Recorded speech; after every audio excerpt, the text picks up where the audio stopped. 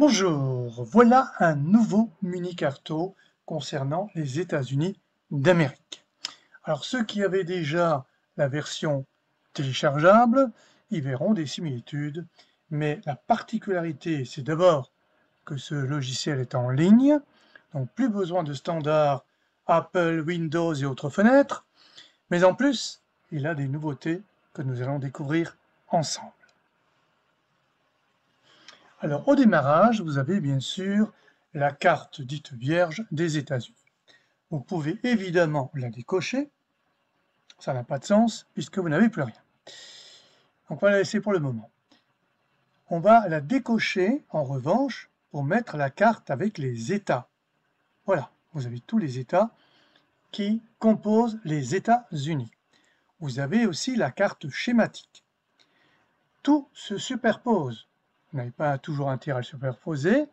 Là, c'est fait, on décoche, vous n'avez plus que la carte schématique. Vous avez en revanche, on va passer sur la carte vierge, ce que j'appelle une nouveauté, les lignes de force. Alors ça existe bien sûr, mais c'est un logiciel séparé qui vous apprend à construire votre schéma à partir de carreaux de cahier. Où sont-ils ces carreaux de cahier? Ils sont là, dans la grille. Alors c'est une nouveauté pour le mini-carto. Vous pouvez en même temps apprendre à dessiner votre schéma des États-Unis. Carte schématique, voilà. Tout est parfait pour le moment. Mais ce n'est pas tout, nous allons voir tout de suite. Au titre des indispensables qui ont fait leur preuve et qu'on ne va pas changer, vous avez bien sûr les outils de dessin. Avec l'épaisseur du trait, vous pouvez l'augmenter à diminuer. Nous avons ici tracé un trait à main libre, voilà. Le trait droit, évidemment. Le cercle, etc. Nouveauté, vous avez le triangle. C'est une nouveauté. Vous avez aussi, cette fois-ci, les flèches. Ici, avec tête pleine.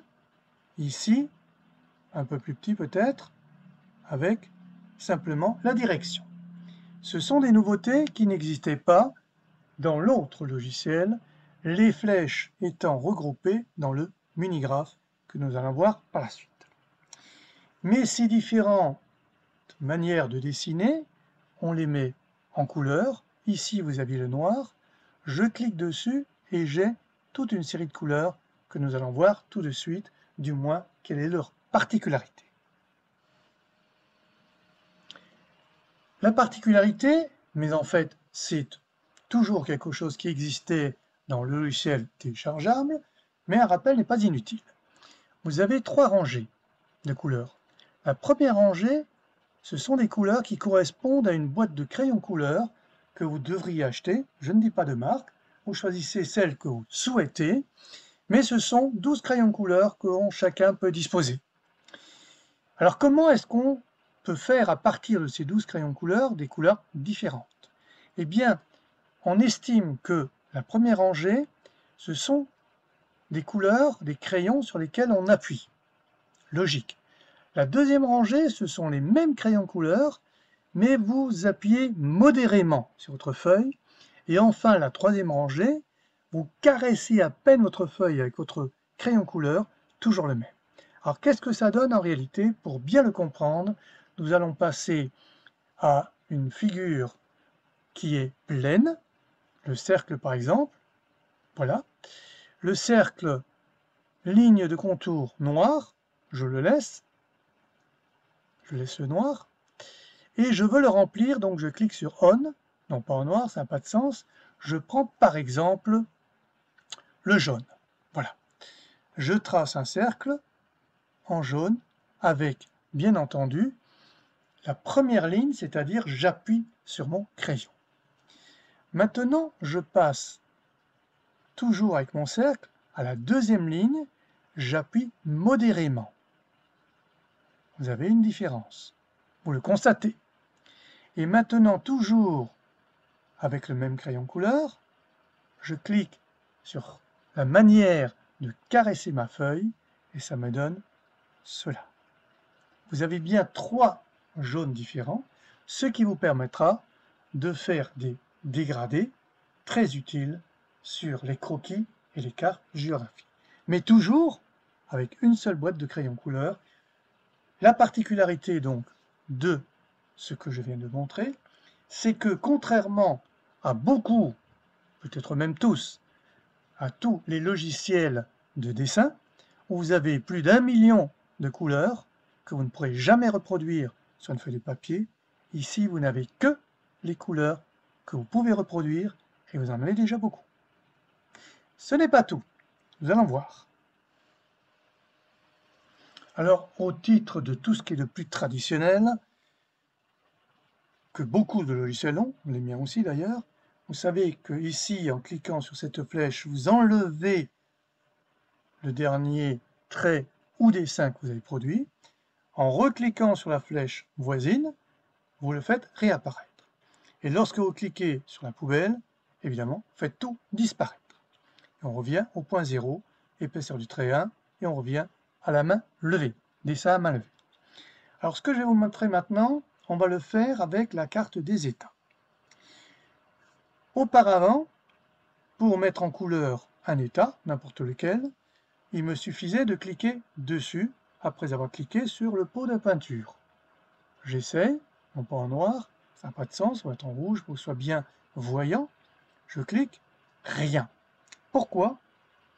J'ai souhaité modifier mon approche du coloriage. Et oui, ce fameux coloriage que certains détestent, et qui est pourtant très utile pour les cartes et les croquis de géographie, et d'ailleurs pour tout croquis que vous faites. Alors cette fois-ci, on va exactement simuler ce que vous devez faire sur votre feuille. On prend un exemple ici, je pars d'ici, je fais les contours d'abord,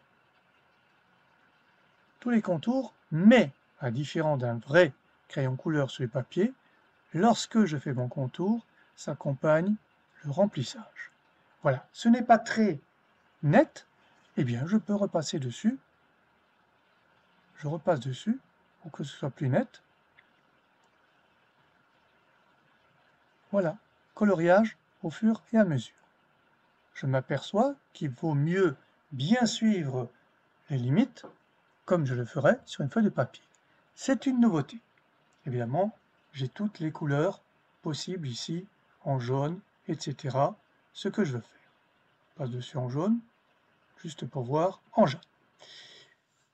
Vous pouvez ici, et ça c'est traditionnel, le gommer. Pour gommer le trait, doit être un peu plus imposant. 6 par exemple. Je gomme, et voilà, c'est parti. Autre nouveauté, l'écriture. Cette fois-ci, je peux choisir la taille de l'écriture, ici, 17, et je peux cliquer à l'endroit où je vais l'écrire. J'écris mon texte, Miami, par exemple, je clique, et c'est à l'endroit. Alors c'est jaune, pourquoi? Parce que j'avais laissé jaune. Si je prends noir, alors je vais effacer Miami parce que en jaune ça ne me convient pas, je l'efface, je ne peux pas le déplacer, je ne peux que l'effacer. Je reprends ici au même endroit, Miami, et voilà, Miami écrit en noir. Voilà, donc chaque fois que je vais écrire, je peux choisir la taille de l'écriture, et je pointe à l'endroit où je veux l'écrire en réalité, où je veux que ça apparaisse, je pointe, je l'écris, et ça apparaît. C'est une nouveauté. On repart pour une autre explication. Alors vous avez, pour tout ce qui est dessin, à main levée, ici le trait, vous avez la possibilité de mettre un trait plein ou un trait pointillé. Alors trait plein, vous connaissez, voilà un trait plein, je le mets en pointillé. Pareil pour le cercle, chaque fois que je clique dessus, je suis automatiquement en trait plein, un cercle, voilà, et le même cercle en pointillé. Ça, c'est nouveau. Ça marche pour tout, sauf bien sûr pour les flèches, ça n'a pas de sens. J'efface le tout. J'en arrive au minigraphe. Ce minigraphe existe déjà dans la version téléchargeable. Vous savez donc que c'est le normographe que je propose sur mon site. Vous avez tous les figurés dont vous avez besoin pour un bon croquis de géographie, voire une carte. Alors, on sont disparus de ce mini-graphe, je vous l'ai dit tout à l'heure, les flèches, puisqu'elles apparaissent ici. C'est quoi le mini-graphe? Je prends 20, un triangle de 20. L'épaisseur du trait, je peux la choisir ici. La couleur aussi, je vais prendre le vert. Et je mets ici, par exemple, un triangle vert pour signifier, par exemple, qu'il y a des gisements d'hydrocarbures. Mais ça ne me convient pas, je voudrais que ce triangle soit plein, c'est-à-dire coloré en vert aussi à l'intérieur. Pour ce faire, je clique sur Remplissage, je choisis la couleur appropriée, c'est-à-dire le vert, celui-là, et je refais mon triangle ici. Alors, vous voyez qu'il est un tout petit peu à côté. Pourquoi? Parce que j'ai mal pointé. Particularité de ce mini-graphe, c'est que cette fois-ci, contrairement à la version téléchargeable, quand je prends n'importe quel figuré, remplir en rouge, que ce soit bien voyant, je clique à un endroit, et cet endroit, c'est le centre de mon figuré. Pareil pour un carré, regardez bien, je pointe ici, je suis bien au centre. Chaque fois que je le fais, je suis au centre. Et vous avez bien entendu les petits avions ici. Voilà. Donc, les avions pour les aéroports, on est bien d'accord. Ceci est identique à ce qui existait déjà, avec deux particularités. Je peux le remplir ou ne pas le remplir. Et je n'ai plus la possibilité de le mettre en pointillé. Pourquoi? Parce que ça n'a pas de sens. La plupart des figurés ici existent là. Et donc, vous pouvez le faire en pointillé, le rectangle en pointillé, même rempli en rouge. Voilà. Avec, bien sûr, l'épaisseur du trait. Voilà. Donc, vous avez compris la particularité de ce mini-graphe cette fois-ci. J'efface tout pour passer à la suite. Alors voici quelque chose qui n'existait pas jusqu'à présent dans le mini-carto, sauf exception. Vous avez systématiquement maintenant dans tous les mini-cartos un mini-atlas. Principalement, ce sont des cartes dont on a besoin pour travailler les croquis qui sont au programme, bien sûr, des différentes classes du collège et du lycée. Je prends volontairement la carte dite vierge, ne pas surcharger. J'ai par exemple les fleuves traditionnels, j'ai les principales métropoles, bien sûr, avec la légende, lorsqu'il en est besoin. Principaux ports, etc., avec les noms. Alors il ne s'agit pas de surcharger, sinon vous n'y retrouvez plus rien. Même un chat n'y retrouverait pas les souris. Vous avez surtout, très intéressant, la carte en relief. Vous avez la carte physique, c'est-à-dire avec les noms pour vous repérer. Et vous avez, par exemple, la carte des climats. Cette fois-ci, la carte en relief a disparu parce que ça ne se superpose pas. Pareil, vous avez une carte des densités, ici. Les noms, évidemment, se superposent toujours. Ces cartes-là sont prises sur mon propre logiciel. Évidemment, le logiciel Jacques Mundiga, c'est écrit ici. C'est une nouveauté, ça n'existait pas jusqu'à présent, mais maintenant, vous allez voir la vraie nouveauté dans quelques secondes. Alors, cette nouveauté, on me l'a souvent demandé, soit par mail, soit de vive voix. On m'avait dit, en tant qu'enseignant, je dessine avec mes élèves un schéma, je veux le représenter à une autre classe ou retravailler dessus, et je ne peux pas le sauvegarder.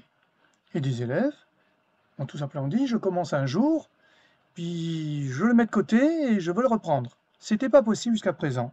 Eh bien, c'est fait. Alors, pour ce faire, je vais aller très vite, je vais prendre quelques figurés au hasard. On va quand même mettre de la couleur pour qu'on les voit bien. 4. Aucune importance. Si, peut-être un port, on y va. Quelques traits en noir. La Sunbelt, et puis pourquoi pas, je la repasse en pointillé. Voilà, juste quelques-uns, et une flèche, ça fait toujours plaisir. flèche ici, immigration de travail, et une flèche un peu plus pleine pour import-export. Hops, et hops, import-export. Voilà, je veux sauvegarder ceci, je sauvegarde. Vous le sauvegardez, alors évidemment, pour garder, vous le mettez. J'ai un nom qui a déjà été donné, Croquis-Bessa, vous pouvez le changer, on enregistre. J'en avais déjà un, donc il m'a demandé d'effacer l'autre. Voilà, c'est fait. Cette fois-ci, j'enlève tout.